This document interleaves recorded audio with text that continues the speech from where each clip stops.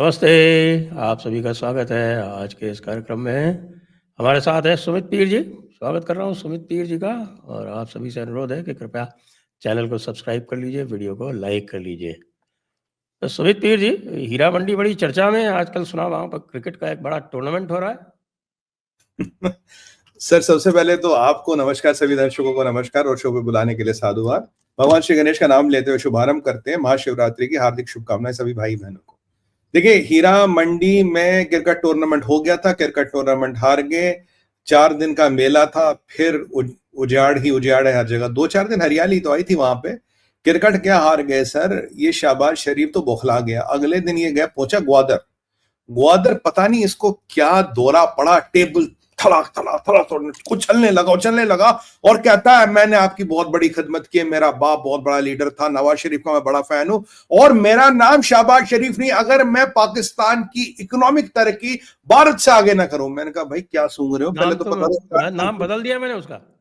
क्या रख दिया? शंकर सज्जन। ये तो शरीफ का मतलब सज्जन होता है। तो ये देखिए, इनकी बौखलाहट और परेशानी इतनी बढ़ गई है कि प्रधानमंत्री का मानसिक संतुलन अब प्रश्न चिन्ह में आ गया, क्वेश्चन मार्क हो गया। उसके अंदर मानसिक संतुलन ठीक है, क्योंकि अब अगर ये देखें तो पाकिस्तान में जितनी अपोजिशन है, पाकिस्तान के जितना भी मीडिया लीडर कह रहे हैं, अरे मियां होश की दुआ करो, क्या बात करो यार। कुंभ में तो कल पाकिस्तान की आबादी से डबल लोग तो नहा लिए। तुम क्या अपनी पाकिस्तान की तरक्की भारत से आगे करोगे? मतलब झूठ भी बोलना, कितना बोलो। मैंने कहा नहीं भाई, इनकी गलती नहीं है। बेचारों को एक ही डूबते को एक ही आशा थी कि शायद चैंपियंस ट्रॉफी जीते, शायद कुछ हो जाए। और जो चैंपियंस ट्रॉफी में हारे हैं, जैसी भयंकर हारे हैं सर, मेरे को एक मिर्च याद आती, भूत झोलकिया। ये सबसे डेडलीस्ट मिर्च है दुनिया की। अब सोचिए, अगर किसी की खाल काट के उसमें भूत झोलकिया घुसाई जाए, कितना दर्द होगा, कितनी तकलीफ होती। कहते लोग मर भी जाते उससे। तो मुझे लगा पाकिस्तानियों को भूत झोलकिया लगाई गई है और शाहबाज को तो इतनी लगी है कि रह रह के दौरे पड़ रहे हैं। ये तो इनकी हालत है। देखिए, दूसरी कहावत, IMF ने बोल दिया भाई तुम्हारा पैसा बंद, तुम्हें पैसा नहीं मिलेगा, जितने रिफॉर्म है काफी नहीं है, इससे बड़े रिफॉर्म करने पड़ेंगे, गवर्नमेंट को कंप्लीट रिवैम्प करना पड़ेगा, तब पैसे लेने आना। तीसरी बात, ये जो इन्होंने पाकिस्तान एयरलाइन ने अमेरिका में डील की थी, होटल की, रोजवेल्ट की, $220 मिलियन की, जो इनको न्यूयॉर्क का मेयर डेमोक्रेट जो उनपे पैसे लुटा रहा था, $220 मिलियन की डील थी। ये वही होटल है जो उन्होंने 2005 में सऊदियों से $30-35 मिलियन में खरीदा था।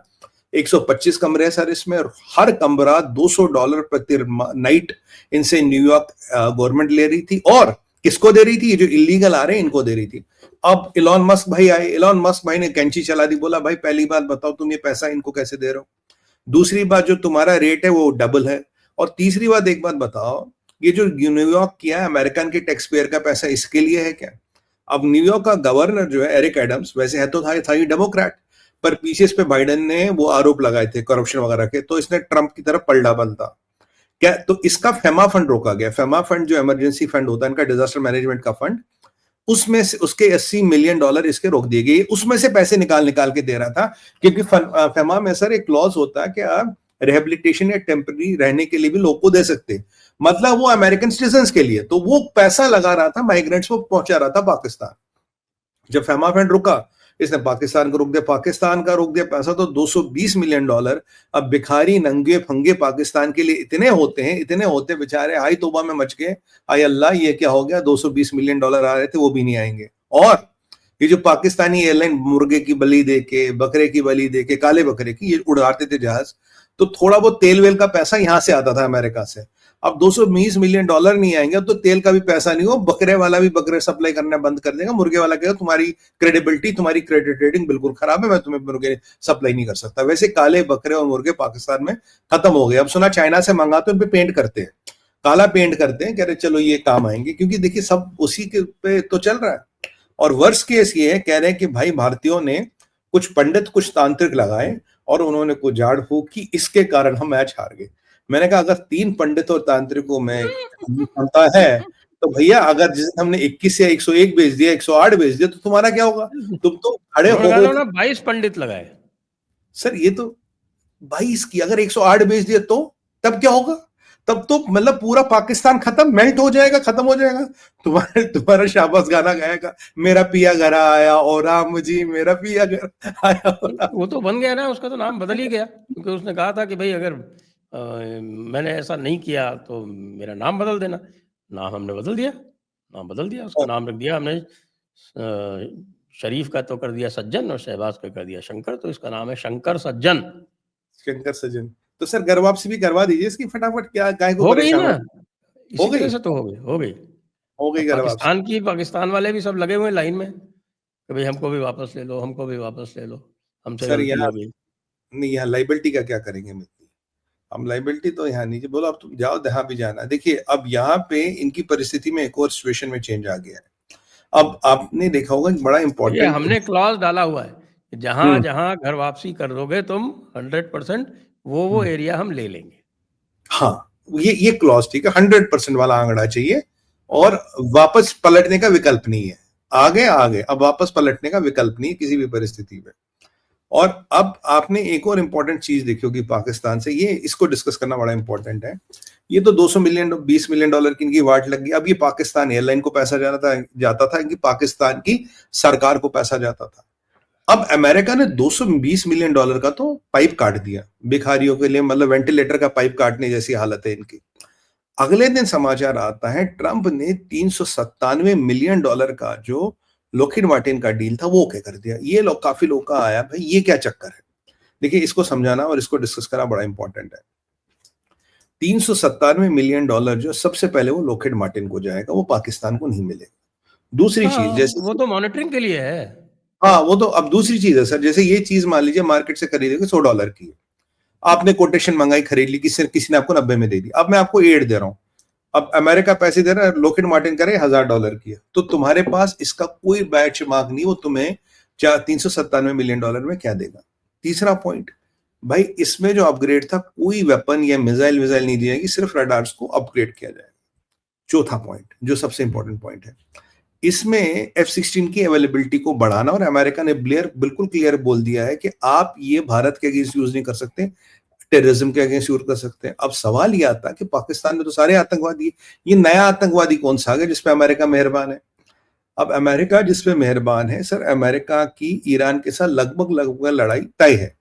अभी पीछे रिपोर्ट भी आए थे कि इसराइल और अमेरिका मिलके हमला करेंगे और ईरान का सारा न्यूक्लियर आर्सेनल डिस्ट्रॉय करेंगे। इसका प्लान भी बन गया। ट्रम्प कह रहा है एक बार डिप्लोमेटिक पुश मार के देखते हैं, अगर बात बनी तो ठीक है, अन्यथा तैयारी है।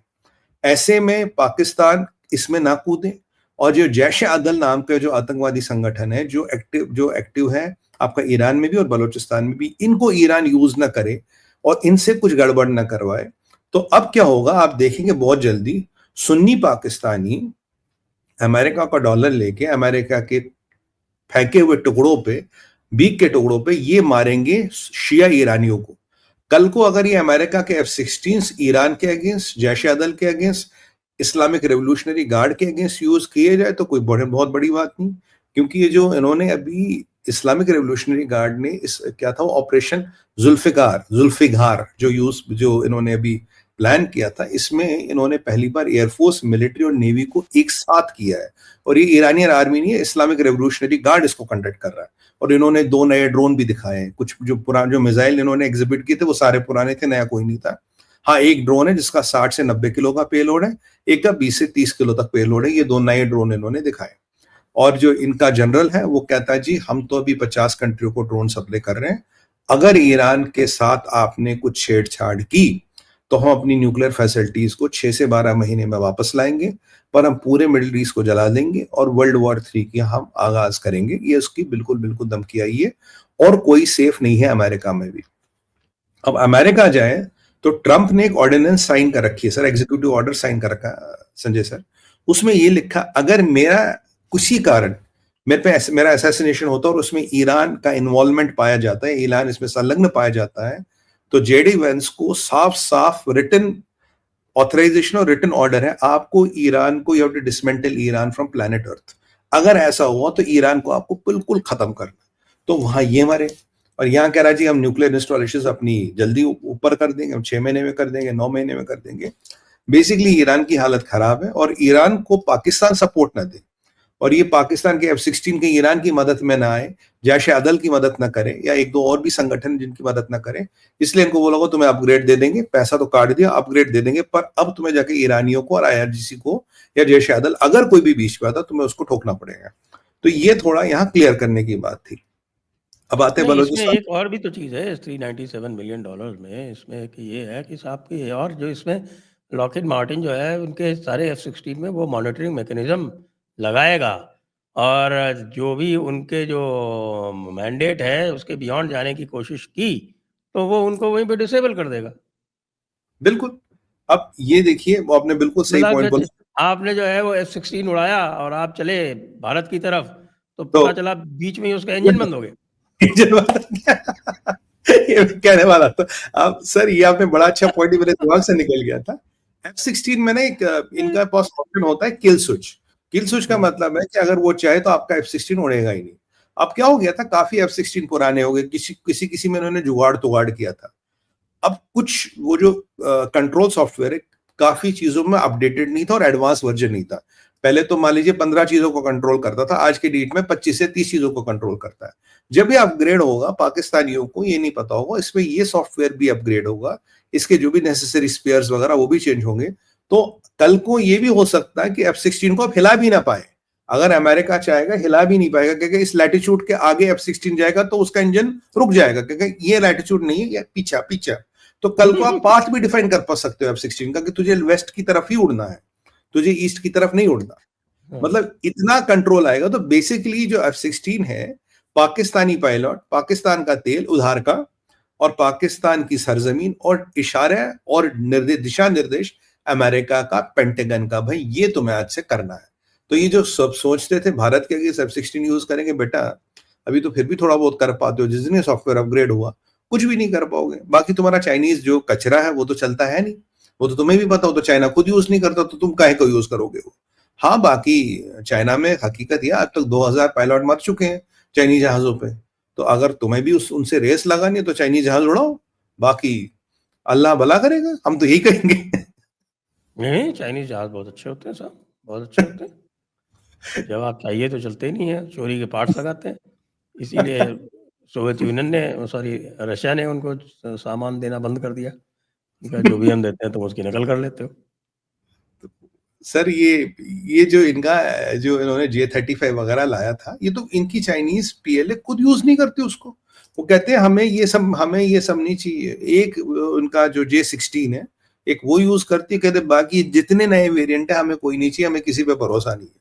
आप पाकिस्तानियों को जरूर भेज सकते हैं, बांग्लादेशियों को भी भेज सकते हैं, क्योंकि देखिए टेस्ट बेड भी चाहिए ना, एक लाइव टेस्टिंग साइटें चाहिए पायलटों के लिए। जहाज चढ़े, इंजन कब रुकता है, कैसे रुकता है, जब इंजन रुकता है तो आवाज कैसी आती है, इंडिकेटर कौन सा दिखता है, पायलट निपट जाएगा उसमें। पर ठीक है, चीनियों को एक डाटा मिलेगा। वैसे भी सर, अब चाइना का अगर आप देखिए, पाकिस्तान में ज्यादा इंटरेस्ट नहीं बचा, क्योंकि जिस दिन जब से सीपेक डूबा तब से उनका और इंटरेस्ट नहीं है। सीपेक में दिन ब दिन आप देखेंगे BLA और BLF नॉर्थ के साइड और कंट्रोल ले रही है। अभी आंकड़ा है, वो आपके वो कौन सा मंगोचेर जगह है एक, आप क्वेटा से कराची की जो रोड जाती है, क्वेटा से कराची की रोड पे मंगोचर जगह है, वहाँ पे इनका कोई सप्लाई ट्रक्स जा रहे थे, उड़ा दिया नहीं, उनको। अच्छी बात, अब बहुत बढ़िया। आप देखिए, क्वेटा से जो रास्ते जो भी जाते हैं साउथ की तरफ, वो नहीं जा जी, सकते, एक बात। दूसरी बात, आप क्वेटा से कराची भी नहीं जा सकते, आप क्वेटा से तुर्बत और ग्वादर भी नहीं जा सकते। आप जी, पहले इधर बेला से चले जाते थे, मकरान होते हुए, वो भी नहीं जा सकते। तो भई कहाँ है बलूचिस्तान अब पाकिस्तान में? वो तो मौलाना फजलुर रहमान ने कह दिया, और मौलाना मुल्ला, फजलुर रहमान के कहने के बाद में आप बताइए कि उनको जो है आईसिस वाला जो है ना, ISKP, उसकी धमकियाँ आने लगी। अच्छी बात है। क्योंकि आजकल ISI का जो, क्या बोलते हैं उसको, ISI का जो पेड सर्वेंट है वो आजकल ISKP है, तालिबान तो रहा नहीं। हम्म, और दूसरी बात आप भी जानते हैं कि अब पाकिस्तान का एक वो ऑफिशियल एक वीडियो बन गया है पाकिस्तान को डिफाइन करने वाला। वो उसका जो प्लेयर है अबरार खान, अबरार अहमद क्या नाम था उसका, उसने वो एक बनाया ना, तो वो पाकिस्तान का अब वो ऑफिशियल वो है। स्टांस। अच्छा, यहाँ संजय सर यहाँ एक अपडेट है, ये जो हम बात कर, तो ये जो है ये पाकिस्तान है अब ऑफिशियली, आप समझ लीजिए इसका क्या मतलब होता है। ये दो चीजें यहाँ इम्पोर्टेंट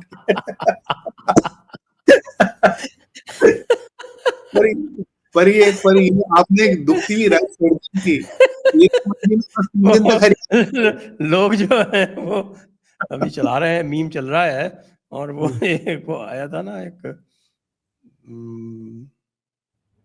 इसका आपके नाना पाटेकर और इसका अनिल कपूर की एक मूवी थी, वेलकम क्या नाम था, वेलकम वेलकम। वेलकम, हाँ हाँ, तो वेलकम। वो वेलकम में वो परेश रावल करता है ना सर।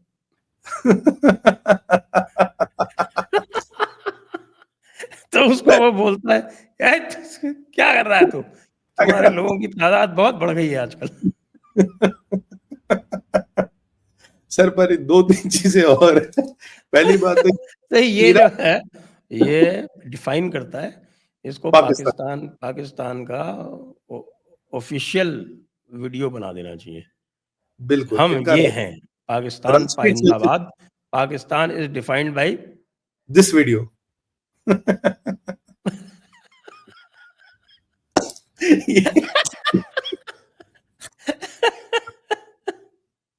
सबसे बड़ा सर, ये आपने एक और बम फोड़ दिया आज। मतलब आप कह रहे हैं हीरा मंडी में केवल 3 दिन तक हरियाली रही, बाकी फिर वीराना।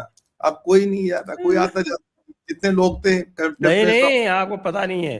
ये जो ऑफ़िशियल वीडियो रिलीज़ हुआ है पाकिस्तान को डिफ़ाइन करने वाला, तो उसके बाद से लोगों का वहाँ आना-जाना और बढ़ने वाला है। क्योंकि ये किया ही इसीलिए है, कहा कि भाई एवरीबॉडी इज़ अवेलेबल। अच्छा। ये मतलब थाईलैंड को कंपटीशन देंगे आप, हाँ? थाईलैंड हाँ, को ये कंपटीशन समझे देंगे आप सही बात, बिल्कुल। और एम्स्टर्डम तो वालों को भी। चलो अच्छी बात है। छोड़ो थाईलैंड, हमारे यहाँ तो हर बंदा जो है वो भी तैयार है, बंदी तो छोड़ो। अवेलेबल है, बताओ। बिल्कुल। मेरे एम्स्टर्डम में भी वो एक एरिया है जहाँ ये सब एक्टिविटीज होती है, तो पूरा अवेलेबल है, बोलो कहाँ जाना है। एक और एक और इम्पोर्टेंट एस्पेक्ट है सर, जो हमारे दर्शकों को जानना चाहिए। देखिए, ग्वादर का पोर्ट, ग्वादर का एयरपोर्ट तो अनयूटिलाइज्ड है। 2-3 चीजें जो सामने आई है जो इम्पोर्टेंट है। ग्वादर में इनका छोटा-मोटा एक मिलिट्री बेस भी है, नेवल बेस भी है, जो हार्डली चलता है। पर ये जो ग्वादर का पोर्ट था, ये दुनिया का सबसे अंडर यूटिलाइज्ड पोर्ट है, ये हमें पता था। ग्वादर का एयरपोर्ट, ग्वादर में 90,000 की जनसंख्या है और एयरपोर्ट बनाया था 4 लाख पैसेंजरों को हैंडल करने के लिए। 90,000 के शहर में 4 लाख पैसेंजर हैंडल करने वाले एयरपोर्ट की आवश्यकता क्या है? दूसरी बात, ग्वादर का पोर्ट और एयरपोर्ट संजय सर, ये नेशनल ग्रिड से कनेक्टेड नहीं है। इनको पावर नेशनल ग्रिड से मिलता ही नहीं है। इनका पावर आता है ईरान से। ईरान से इनका पावर आता है और सोलर पैनल से आता है। अब देखिए, अब ईरान से पावर क्यों आता है? ईरान से पावर आता था चाइना के कहने पे, क्योंकि चाइना को मिलिट्री पर्पस के लिए चाहिए था। तो उन्होंने बोला भाई जो पावर है ईरान को दे दो। अगर कल को ईरान से पावर काट दिया गया, जो अमेरिकन काट देंगे या बीएलए वाले काट देंगे, ना ग्वादर का पोर्ट चलेगा, ना ग्वादर का एयरपोर्ट चलेगा। ईरान से जहां पावर कट गया, पोर्ट और एयरपोर्ट दोनों ही बंद हो जाएंगे। ये एक और हकीकत है पाकिस्तान की। मतलब ये शुरू से मिलिट्री को लेके जो उन्होंने सेटअप बनाया था, ये भी अब फेल होने लगा है, क्योंकि अमेरिकन को पता पावर काट दो, पोर्ट और एयरपोर्ट का करोगे क्या? और जो चीनियों ने पीछे इसकी ऑनलाइन वो इनॉग्रेशन सी कराई थी ना शहबाज शरीफ के साथ, जब ये सीपैक की एनिवर्सरी पे मिले थे।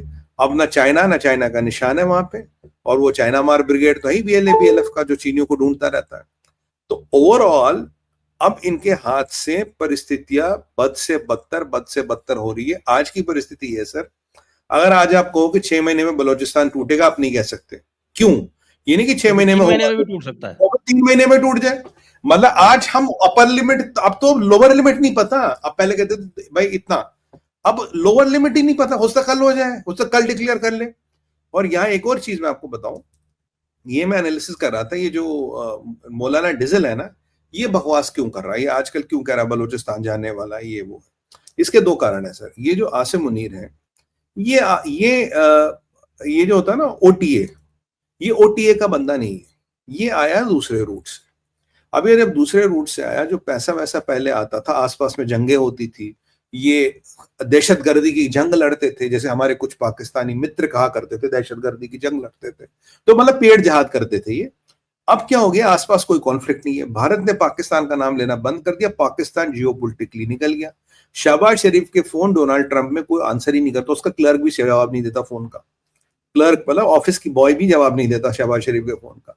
अब ये जो पाकिस्तान जियोपॉलिटिकल मैप से निकल गया, अब पैसा आना हो गया बंद। अब जितना भी पैसा आता है ये हाफिज कुरान आसिम मुनीर खुद रख लेता है। अब ये खुद रख लेता, जो इसके नीचे वाले उनको कुछ मिल नहीं रहा। यहाँ से ओपीएम की खेती बंद हो गई अफगानिस्तान में, तो तस्करी वाला काम इनका बंद हो गया। तो धीरे धीरे जो भारत ने इनको जियोपॉलिटिकली और इकोनॉमिकली आइसोलेट कर लिया, अब पाकिस्तान की मिलिट्री में दो ग्रुप है। अब हाफिज साहब से पूछते हैं भाई आप बताओ क्या करना है, तो इसको इसके बाद स्ट्रैटेजी तो कुछ होती है, दो चार कुरान की आयतें सुना देता है ये एक्स जेड। तो अब वो लोग बेचारे सुन सुन के पक गए, कला साहब पैसा कहां से आएगा। अब इसके जो अगेंस्ट जनरल है, जिनका हिसाब किताब बंद हो गया, जिनका खाना पानी बंद हो गया, जिनके बच्चों की बाहर फीस जानी बंद हो गई, उन्होंने क्या बोला, बोला भाई ऐसा है, फजलुर रहमान को उन्होंने एक्टिवेट कर दिया। कह रहा है वैसी ओटीए का नहीं है। जब ये आया था इसको अमेरिका ने 1 महीने बुलाया था, यहाँ आजा जरा बता तू है कौन। हफ्ता 10 दिन रहा था अमेरिका, मुझसे हिसाब किताब पूछा तू है क्या, तेरा बैकग्राउंड है क्या। इसका इंटरनेशनल इन्फ्लुएंस कुछ नहीं है। अब इन लोगों ने बोला फजलुर रहमान साहब आप बोल दो, इसके हाथ से सत्ता जाने वाली, इसकी कहानी खत्म है। तो फजलू ने बोल दिया भाई बलूचिस्तान जाने वाला है, क्योंकि वो उनको खुश करना चाहता है। और सबसे इंपॉर्टेंट चीज है, न इसके पास पैसे का सोल्यूशन है, न इसके पास मिलिट्री का सोल्यूशन है, न इसके पास पॉलिटिकल सोल्यूशन है। अब आप जानते हैं कि अभी आप पीछे देखिए, ट्रंप ने ज़ेलेंस्की को साफ साफ बोल दिया भाई, ट्रंप ने ज़ेलेंस्की को साफ साफ बोल दिया, बोला भाई ये जो तेरी रिकोडेक है, ये सॉरी ज़ेलेंस्की को 500 बिलियन का मिनरल की डील तुझे हमें देनी है, करेक्ट। 500 बिलियन की मिनरल की डील तूने हमें देनी है और वो दे के आ जा, करेक्ट। ट्रंप ने बोल दिया उसको। अब देखिए ट्रंप उसी तरह से पाकिस्तान में से मुनीर से बोला था भाई ये ग्वादर का पोर्ट और एयरपोर्ट हमें चाहिए, हमें रिकोडेक की मायने चाहिए, और जो तेरे पास 3 एटम बम रखे वो हमारे जमा करवा दे। आसिम मुनीर ने कुछ नहीं दिया, तो बीएलए वालों से डायरेक्ट बात करने लगा, ठीक है मैं बीएलए वालों से डायरेक्ट बात करूंगा और बीएलए से मेरा हिसाब किताब होगा। यहां ट्रंप जाके हो गया परेशान, यहाँ आसिम मुनीर परेशान हो गया, कहता यार मैं अब करूंगा तो करूंगा कि नीचे वाले परेशान है, कह रहा कोई जंग नहीं लड़ रहे, कोई कुछ नहीं लड़ रहे। अब पाकिस्तानियों का आप जानते पाकिस्तान को अमेरिका पर हमला कर देना चाहिए। बिल्कुल करने, सुसाइड मिशन करने में क्या बोला। अरे साहब आखिरकार ये तो इस्लामी फौज है, इस्लाम का किला है, इस्लाम के आगे कोई ठहर सका है क्या? अमेरिका की क्या औकात है? नहीं बिल्कुल औकात नहीं, इनके सामने तो कोई नहीं ठहरेगा। और बस दिक्कत ये कि एक और क्या, दूसरे से अगर अगर मान लीजिए कि जंग में सामने आएंगे और जब जंग में सब आगे बंदूक लेके खड़े होंगे, तो अचानक इनकी फौज जो है वो लाइन अप होगी और फिर करेगी। तो आप कह रहे सामने वाले पिघल जाएंगे तुरंत के, अच्छा अच्छा अच्छा चलो चलो ठीक है। चलो चलो ठीक है, मतलब आप कह रहे मारो। हैं अमेरिकनों पे ये क्या कहते हैं उन्हें, वो कौन से बाण चलाएंगे, क्या कहेंगे उसे, वो सम्मोहन के बाण चलाएंगे हाँ अमेरिकनों, हाँ हाँ हाँ, सम्मोहन के बाण कामदेव वाले, हाँ कामदेव वाले। सम्मोहन के बाण चलाएंगे अमेरिकनों पे। अच्छा अच्छा बिल्कुल। अच्छा, इनका इनका ऑब्जेक्टिव ये है कि सम्मोहन के बाण चलाए अमेरिकनों पे।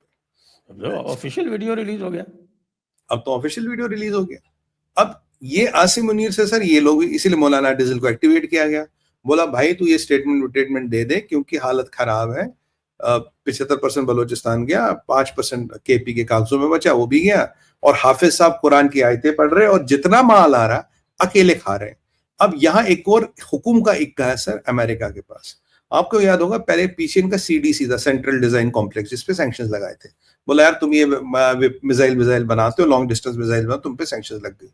तब पाकिस्तानियों ने डेमोक्रेट्स को बोला था यार हमारी फौज पे और हमारे आर्मी चीफ पे सैंक्शंस मत लगाना, क्योंकि अगर फौज पे और आर्मी चीफ पे सैंक्शंस लगी, जितना भी खाया कमाया हुआ आजकल, जो भी पैसा इकट्ठा किया वो सारा गया।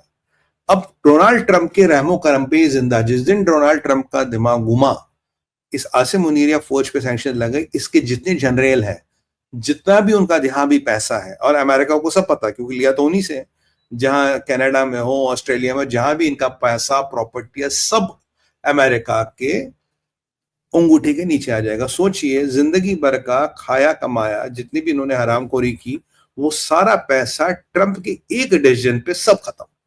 तो अब देखिए बेचारे है तो गुलामी, पहले चीनियों की गुलामी करते, फिर ट्रंप की गुलामी करते, अभी पीछे गए थे यूके। यूके में थोड़ा बहुत ही आने जाने लगे, तो यूके बोला साहब आप बड़े आदमी हो, हमें पाल लो, अब तो बड़े लोग हो। तो यूके में क्या हुआ सर, अभी इनकी फौज के कुछ अफसर गए थे, जनरल जनरल जब ये जनरल गए थे, इन्हें गार्ड ऑफ ऑनर वगैरह कुछ नहीं हुआ, केयर स्टैमर ने भी हाथ खींच लिया, क्योंकि किसी ने बोला वो केयर स्टैमर को बोला अगली बार हाथ मिलाएगा तो गड़ी देख लेना, गड़ी निकाल लेते हैं ये, तो भाई जरा ध्यान के देख लिया। तो यूके में भी they have been snubbed like anything, Pakistan के फौज का भयंकर अपमान हुआ यूके में भी, यूके में भी इनको पालने को तैयार नहीं है। चाइना की खुद हालत टाइट हो रही है, जो ट्रंप उसकी दिन ब दिन हालत टाइट कर रहा है। भारत तो खैर इनको पूछता ही नहीं, अमेरिका के तो लिस्ट ऑफ थिंग्स में भी ये कहीं आते ही नहीं, रशिया का इनमें कोई इंटरेस्ट है नहीं, तो बचा कौन इनमें? बचा तो कोई है नहीं जिसका इनमें इंटरेस्ट है। तो अफगानिस्तानी भी आजकल इनको ठोकते हैं, कहते हैं यार तुम्हारी तो कोई औकात ही नहीं। अब देखिए तहरीके तालिबान, अफगानिस्तान तो क्रिकेट में भी ठोक देते हैं इनको। सर अब देखिए तहरीके तालिबान बलोचों के साथ मिलकर जबरदस्त काम कर रहा है, और बलोचिस्तान में जो भी हो रहा है, अब जो भी कुछ करा रहा है, देखिए हम तो कुछ कराते हैं, हमें तो कुछ पता ही नहीं होता, हम तो बहुत शरीफ लोग हैं। हम तो क्या करते हैं, वो बेचारा काशिफ अली तो यूं ही मारा गया। हमें कुछ आज खबर आई है कि वो लेफ्टिनेंट कर्नल हबीब, जिसको इन्होंने बताया था कि साहब वो नेपाल के बॉर्डर से गायब हो गया, वो आज क्वेटा में मारा गया। हमें कुछ नहीं पता, हमें क्या पता है, तो अननोन लोग हैं, अननोन लोग तो बहुत काम करते हैं, हमारे बांग्लादेश में भी करते हैं अननोन लोग काम। हमें कुछ नहीं पता। और ये जो ये हम बता दें पाकिस्तानियों को, ये देखो बलोचिस्तान का ना एक ओमान एंगल भी है, एक जबरदस्त ओमान एंगल है। वैसे हमें कुछ नहीं पता ओमान से क्या होता क्या नहीं होता, बट ऐसे कुछ मैंने कॉमिक पढ़ी थी जिसमें ऐसे कोई स्टोरी लिखी थी ओमान से कुछ होता क्या होता। अब सर देखिए, अब कॉमिक्स की एज तो रही नहीं, पर मैंने थोड़ी बहुत पढ़ ली थी, मैंने कहा अच्छी कहानी है, बट ये कहानियां कई बार जिंदगी में सच हो जाती है, और पाकिस्तानियों पे सच हो रही है। अभी ओमान की कहानी वाला भी एंगल है, अभी ओमान वाला भी चैकल है। अब देखिए बलोचिस्तान में इनकी बद से बदतर हालत होगी, और अगर ट्रंप ज़ेलेंस्की को कहता $500 बिलियन लेके डील साइन कर, तो आपको क्या लगता है इनसे पैसे वसूल नहीं करेगा जो इन्होंने अब तक पैसा खाया कमाया है? तो रिको डेक की माइंस का मालिक लिटरली अमेरिका होने वाला है। ये बहुत सुरसुरिया उड़ाते थे, 10 बिलियन सऊदी लगा रहे हैं, 5 बिलियन कतर लगा रहा, 8 बिलियन ये लगा रहा। मैं तब भी कहता था चवन्नी नहीं लगेगी इनके यहाँ। लगा कोई आया सऊदी पैसे लेके? क्योंकि अब वो ट्रंप के पे उसकी नजर है। जैसे ज़ेलेंस्की ने एक स्टैंड मारा समझे सर, ट्रंप को फॉल करने के लिए उसने क्या क्या करा, मैं यूरोपियन यूनियन को ये डील देता हूँ, अपने प्राइम मिनिस्टर से कहलवाया। पूरे यूरोपियन यूनियन में एक कंट्री भी सामने नहीं आई ये डील लेने के लिए। कौन ट्रंप का रास्ता काटेगा? तो यूरोपियन यूनियन ने बोला भाई हमें कोई इंटरेस्ट नहीं। तो ठीक उसी तरह से आपको क्या लगता, सऊदी आएंगे, कतरी आएंगे? कोई नहीं आएगा ये डील लेने। अब ये अमेरिकन की प्रॉपर्टी है, अब अमेरिका उसको डिसाइड करना पाकिस्तान की गवर्नमेंट से ले, आर्मी से, या डायरेक्ट बीएलए से बात कर ले। मुझे लगता है बीएलए वाला मॉडल सस्ता है, वायबल है और सस्टेनेबल है। बीएलए से डायरेक्ट बात कर लो। बाकी ये तो दोनों, ये तो बहुत मक्कार लोग हैं, कल आज आपके साथ है, कल कहीं और चले जाएंगे। तो मुझे लगता है बीएलए वाला मॉडल ही सबसे सस्ता, और इस पे ही काम करना चाहिए, और इसी पे काम करेगी आपकी ये जो फौज है, ये जो अमेरिकन गवर्नमेंट है, इसी पे काम करेगी। और ये जो ईरान को लेके इनका बड़ा गेम प्लान है, उसी में थोड़ा 16 का अपग्रेड दे रहे हैं इनको, बट आईएमएफ से पैसा नहीं मिलेगा, वर्ल्ड बैंक से पैसा नहीं मिलेगा। अब कहानी ये संजय सर, अगर यहाँ से पैसा भी नहीं मिलेगा, अब थाईलैंड और ये मकाऊ से और एम्स्टर्डम से कंपीट करके क्या पूरा पड़ जाएगा? क्या मतलब इतना इकोनॉमी आ जाएगी कि मतलब काम चलने लगे? मुझे तो नहीं लगता, क्योंकि थाईलैंड का टूरिज्म रेवेन्यू $65 बिलियन है, इनके लिए 65 बिलियन तो इनका 20% ऑफ जीडीपी है। तो इन्हें क्या पता पैसा कैसा होता है। थोड़ा पन्ना मंडी की भी बात कर लें साहब। पन्ना मंडी में तो उनका जो चीफ है वो कह रहा है कि तुम लोग सुधर जाओ, नहीं तो मैं आ जाऊंगा। नहीं, पन्ना मंडी में बड़ा एक इंपॉर्टेंट डेवलपमेंट है। देखिए एक ये था नाहिद इस्लाम करके लड़का, देखिए 4 लड़के थे, ये जो स्टूडेंट का तमाशा हुआ था ना, जिसमें से इन्होंने इनको अकोमोडेट किया था। नाहिद इस्लाम ने कल परसों रिजाइन मारा है, कहता मैं भाई अपनी अपनी पर्सनल पार्टी शुरू कर रहा हूं। अब अगर ये पर्सनल पार्टी शुरू कर रहा है, तो इसने यूनिस की गवर्नमेंट से इस्तीफा मार दिया, भाई मेरे को यूनिस पर भरोसा नहीं है। अब 2 और यहाँ खिलाड़ी हैं जिनके बारे में बोलूंगा, एक का नाम है सरजिश आलम और दूसरे का नाम है क्या, हसनत अब्दुल्ला। ये दोनों चाइना की एम्बेसी के बाहर पाए गए थे, तो इनको यूनुस ने अकोमोडेट किया था। एक आध बंदा और है जो 4 यूनुस ने अकोमोडेट किए। 2 तो ये जो मैंने बताए सरजिश और हसनत, ये तो चाइना के एजेंट है। ये इसका अपना पौधा था, और एक बंदा और है, 4 को इसने अकोमोडेट किया, एक भाग गया, बाकी 2 पे नजर है। और बांग्लादेश में कह रहे हैं, यूनिस को कह रहे हैं, भाई एक बात बता, तूने ढाका वालों को अकोमोडेट किया, और जो ऊपर वाले नॉर्थ वाले लोग हैं, नॉर्थ वाले लोगों का तो रिप्रेजेंटेशन ही नहीं तेरे कैबिनेट में। अब यूनिस मियाँ की प्रवृत्ति क्या है, बेटी रहती है अमेरिका में, सोच रहा बेटी के लिए कुछ माल वाल इकट्ठा कर लूं, और ये जितने भी एडवाइजर बने, इन्होंने भी माल वाल इकट्ठा करना शुरू किया है, थोड़े बहुत इनके पास पैसे वैसे आने लगे। अब इनमें से कोई सत्ता छोड़ना नहीं चाहता, तो ये दिल्ली की तरफ इनको सलाम अस्सलाम वालेकुम करने लगे, दिल्ली की तरफ आके भाई सलाम करो, अस्सलाम वालेकुम करो, दिल्ली की तरफ ही आने लगे।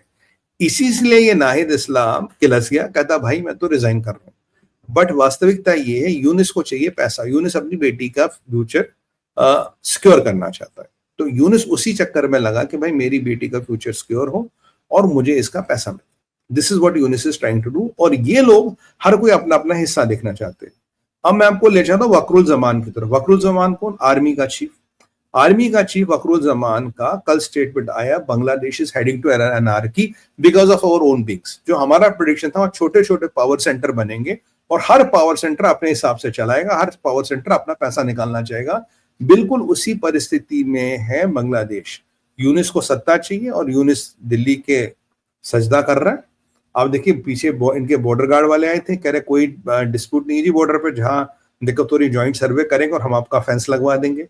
और इनके यहाँ बहुत बड़ी जो दिक्कत हो रही, कुपोषित जहादी तो ही, खाना तो है नहीं, एक बहुत बड़ी दिक्कत इनके यहाँ संजय सर हो रही दवाइयों को लेके।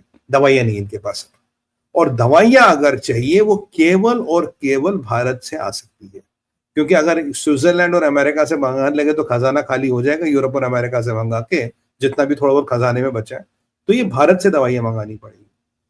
अब भारत से दवाइयां मंगाएंगे तो भारत ने अपनी शर्तें रखी, भाई अगर ऐसे करना है, ये करना है, भाई अगर बात से बात बन जाए तो ठीक है, नहीं तो लात तो है ही। अराकान आर्मी ने अपने क्षेत्र पे कब्जा कर लिया, पीछे चाइना ने उनकी रसद बंद कर दी थी। अब मैंने ये सुनने में किसी ने उनकी रसद पहुंचा दी, देखिए हमने कुछ नहीं किया, किसी ने उनकी रसद वसद पहुंचा दी। हथियार तो उनके पास है, गन स्मिथिंग उन्हें आती है, तो हथियार वो अपना बना भी लेते हैं, तो उनकी रसद पानी बिल्कुल सेट हो गया। अब जिसने भी पहुंचे अच्छा काम किया। अब आप जानते हैं अराकांस वाले, ये तो ओपन मीडिया की रिपोर्ट है, एक आध महीने पहले दिल्ली उनके रिप्रेजेंटेटिव आए थे मिलने, ये मीडिया में खबर है। वो तो बिल्कुल सबको पता है, ओपन। हाँ, वो तो मतलब इसमें कोई we are not creating, open, absolutely open, वो बिल्कुल ओपन है, और उनको कोई किसी प्रॉब्लम ही नहीं है। और लेकिन मैं तो जो है वो थोड़ा इससे थोड़ा सा चिंतित हूँ कि साहब की ये जो अननोन गनमैन है, इनके पद चिन्ह हमारे बांग्लादेशी भाइयों के यहाँ भी पड़ने लगे हैं। और वो एयर बेस पर हमला हुआ, उसको भी कह रहे हैं साहब, उसमें भी कुछ अननोन गनमैन शामिल थे। अब सर देखिए, अननोन गनमैन तो ऐसे हवा है जो हवा की तरह आती है, तूफान की तरह जाती है। अब कहाँ आए, कैसे आए, ये तो कोई पता नहीं लगा सकता। अगर आज आर्मी चीफ की हालत खराब है और कह रहा है भाई बांग्लादेश में अनारकी हो रही है, बांग्लादेश की हालत टाइट है, तो उसका कारण तो होगा ही ना कुछ कुछ। उसको भी तो लग ही रहा कि भाई हर परिस्थिति खराब है, उसको भी लग रहा है कि चीजें हाथ से बाहर जा रही है, क्योंकि ये जो स्टूडेंट मूवमेंट था ये फट चुका है। नॉर्थ वाले कह रहे हमारा रिप्रेजेंटेशन नहीं है, यूनिस माल कमाना चाहता है, अमेरिका ने हाथ खींच लिया, मोदी जी को आउटसोर्स कर दिया, देखो सर आप देखो क्या करना है। यहां से चाइना अब कुछ ज्यादा कर नहीं पा रहा, क्योंकि अराकान आर्मी पे भी अब चाइना का उतना कंट्रोल रहा नहीं, और चाइना को जो बड़ा गेम खेलना था यहाँ वो नहीं होगा। और अगर नॉर्थ वालों से, मैं ये मानता हूं, अगर कोई हमारे यहां से जाके नॉर्थ वालों से कुछ विचार विमर्श कर ले, तो हो सकता है बिना एक गोली चलाई चिकन नेक की समस्या भी पूरी खत्म हो जाए। ये भी तो हो सकता है ना सर, हर चीज का सोल्यूशन बंदूक तो है नहीं, हर चीज का सोल्यूशन बंदूक थोड़ी, बिल्कुल सही है। बिना गोली चलाई हो सकता है कि हम ये चिकन नेक वाली समस्या चिरकाल के लिए पूरी समाप्त कर दे, और जो अपना आगे हिंदू देश वगैरह की परियोजना है वो भी हम सुचालित कर दे। ऑप्शन तो हमारे पास है। देखिए, भारत के बिना, भारत से खाना जाएगा, भारत से दवाई जाएगी, 6000 आइटमें जाती यहाँ से पन्ना, क्या है आपने बताया, पन्ना मंडी 6000 आइटमें जाती है, तो उनके बिना इनका काम चलने वाला नहीं है। बेटा खाना नहीं है, दवाई नहीं है, 6000 आइटमें नहीं है, तो जिंदा रहोगे कैसे, खाओगे क्या, पियोगे क्या, नहाओगे क्या, निचोड़ोगे क्या, इनकी कहानी तो वो। ये इनकी सबसे बड़ी विडंबना में ये फंसे। अब हर एक का कॉन्फ्लिक्टिंग इंटरेस्ट आ गया है।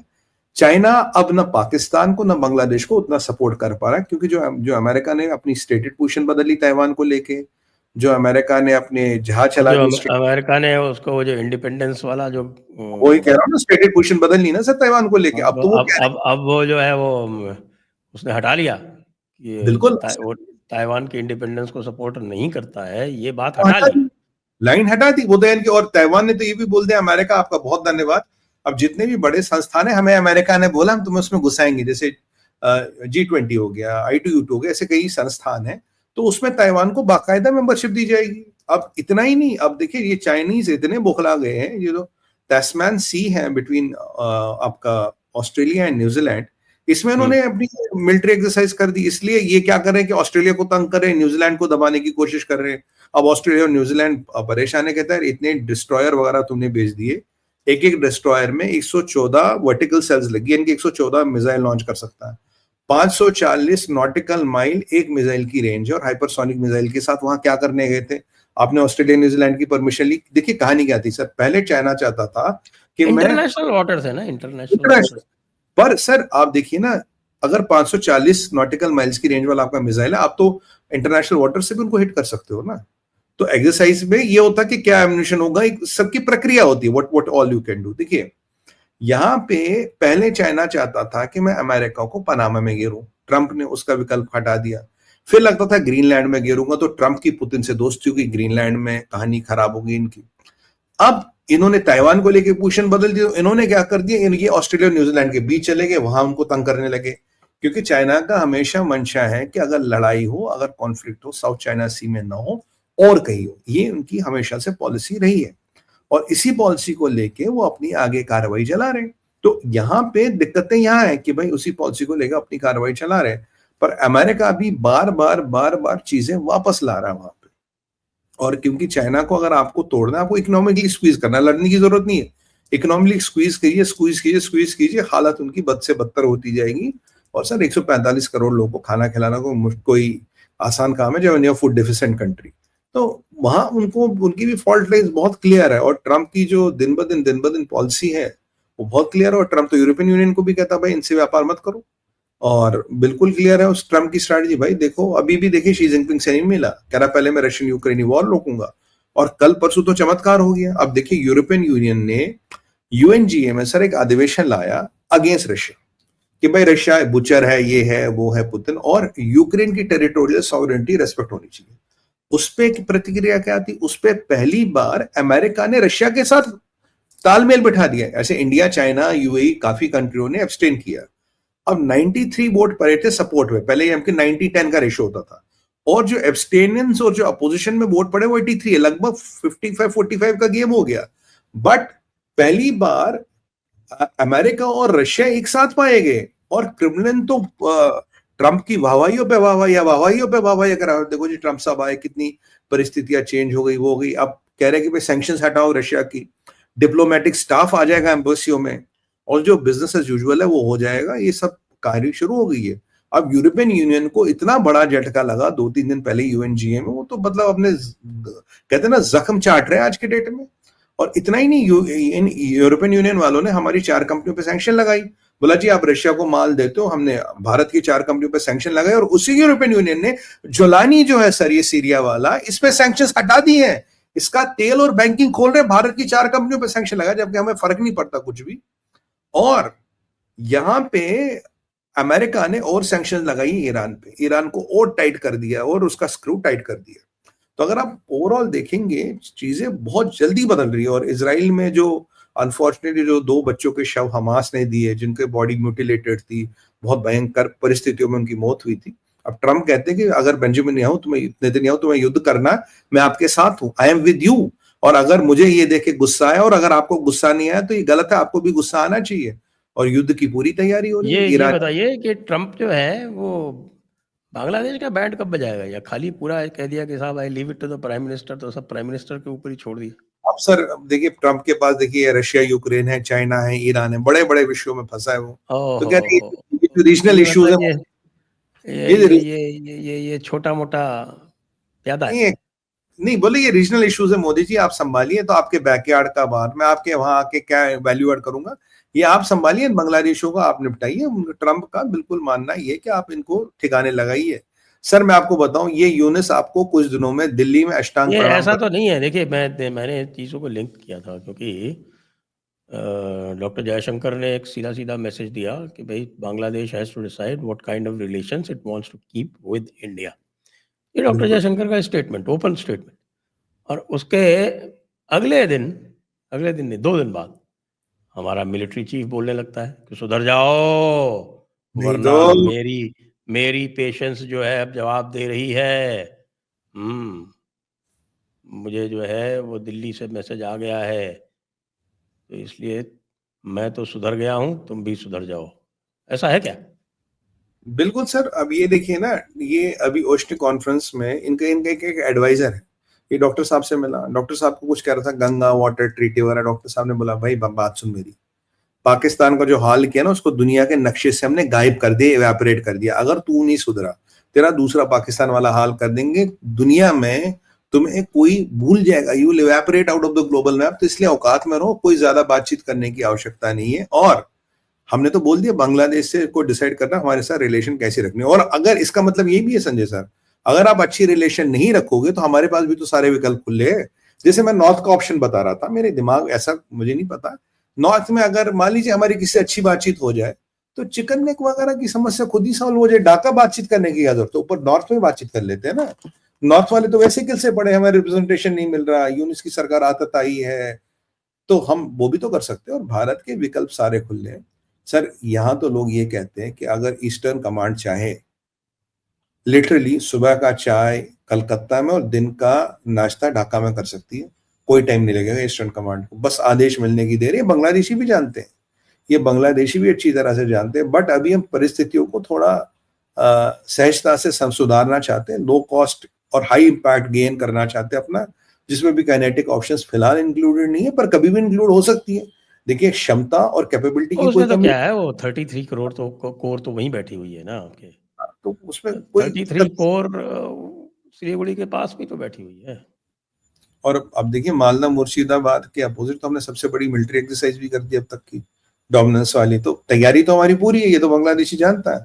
और जो वकरुज्जमान का स्टेटमेंट आ रहा है कि country is going towards anarchy because of our own deeds, हमने खुद ये कार्रवाई की जिसके कारण कंट्री एनार्की में जा रही, ये भी एक चीज को सिद्ध करती है। इसकी भी हवा टाइट है सर। ये भी पहले फुदक रहा था, बहुत पहले बोल रहा था, और पीछे हमने शेख हसीना के स्टेटमेंट देखे, वो तो कह रही भाई मैं तो वापस जाऊंगी, मैं तो सबका हिसाब करूंगी, सबका किताब करूंगी। अब यहाँ पे क्या है सर, देखिए पहले 3 चीजें बड़ी इंपॉर्टेंट थी जो इंपॉर्टेंट है समझना। यूएस का डीप स्टेट था, डेमोक्रेट्स थे, डीप स्टेट के थ्रू, ठीक है। यहां से चाइना आ गया था और यहां से रशिया चाइना के साथ था। तो ये मतलब वो कहते हैं ना क्लब सैंडविच बन गया था इन अ वे। धीरे धीरे क्या हुआ, पहली बार तो रशिया चाइना से निपट गया, दूरी हो गई इनकी, डिवोर्स हो गया। यहां से डीप स्टेट और डेमोक्रेट निकलिए, बचा चीन अकेला। और चीन अकेली कौन सी बीन बजा लेगा, और उसका इतना इंटरेस्ट भी नहीं है कि जो ये जहां पे सॉल्व हो जाएगा, इतना उसका फायदा भी नहीं, उसकी इकोनॉमी को टाइट कर रहा है। तो इसीलिए यहाँ पे परिस्थिति बहुत डिफरेंट हो गई है। ट्रंप के जीतने के बाद ये 2 फंडामेंटल चेंजेस होगी जिसके कारण पूरा पैराडाइम अपसेट हो गया है। अब देखिए अगर जो बाइडेन का, एंथनी ब्लिंकन का और क्या नाम है उसका, जैक सुल्लिवन का सिक्योरिटी क्लियरेंस रिवोक करते हैं ट्रंप, रिवोक, कंप्लीटली रिवोक्ड, तो उस ऐसी परिस्थिति में यूनिट जैसे प्यादे की तो यूटिलिटी नहीं है ना, कि यूदिस तो काउंट ही नहीं होता। एंथनी ब्लिंकन, जैक सुल्लिवन और जो बाइडेन का security clearance has been revoked by Trump. और ऐसी परिस्थिति में जो उनका छोटा सा पालतू था यूनिस, उसकी क्या औकात है, वो how do white how much do they need Yunus. बोला मोदी जी की आपकी मर्जी है, साम दाम दंड बैन जो करना करिए। और मोदी जी जानते हैं कि मतलब best option at the lowest cost and lowest time क्या होगा, वो कर लेंगे और कार्रवाई चल भी रहेंगी। और सर आज के डेट में बांग्लादेश में बहुत से ग्रुप्स होंगे जो हमारी शरण में आना चाहते होंगे, जो हमारे सानिध्य में रहना चाहते होंगे। उन्हें पता है यूनिस है क्या, यूनिस की औकात है क्या यूनिस। और ये बांग्लादेश की आर्मी पाकिस्तान से थोड़ा बहुत असला बारूद लिया था, उससे होगा क्या भाई। आज सच सच में सर, बांग्लादेश को अगर आपको कैप्चर करना है तो हमारी यूपी पुलिस को आदेश दे दीजिए, यूपी पुलिस ही जीत के आ जाएगी। ऐसा पुलिस। और ये हमारे डीआईजी साहब है ना आजकल, प्रशांत कुमार जी, बड़े जुझारू अफसर है, इतना बड़ा कुंभ चला लिया और सब लोग सर यूपी पुलिस की तारीफें कर रहे हैं कुंभ में। सब लोग जिनसे मैंने बात की, बहुत अच्छा पुलिस वालों का व्यवहार है। प्रशांत कुमार जी को आदेश दे दीजिए, कोई जनरल को भेजने, वो जाके आपके लिए बांग्लादेश जीत के आ जाएंगे। यूपी पुलिस में इतना असला बारूद है कि बांग्लादेश में भारी पड़ जाए और जीत आए। तो इनको अपनी औकात समझनी चाहिए ना, कि हमारे खड़े कहाँ हैं, हमारी औकात है कितनी। देखिए, इस्लाम के घोड़े पे चढ़ के आप कोई ये गजवा हिंद के सपने जरूर देख सकते हो, पर वास्तविकता में गजवा हिंद करना और भारत को हराना, ये तो चीन की औकात नहीं रही, तुम्हारी औकात कहाँ से रह जाएगी। खुद सोचो, चलिए क्या तो इसी बिंदु पर आज की चर्चा को अब हम समाप्त करेंगे। सभी दर्शकों को बहुत-बहुत धन्यवाद। सुमित पीर जी को भी बहुत-बहुत धन्यवाद। जय हिंद, जय भारत, वंदे मातरम। सर, आपको और सभी दर्शकों को धन्यवाद, प्रणाम, भारत माता की जय, वंदे मातरम और हर हर हर हर हर महादेव।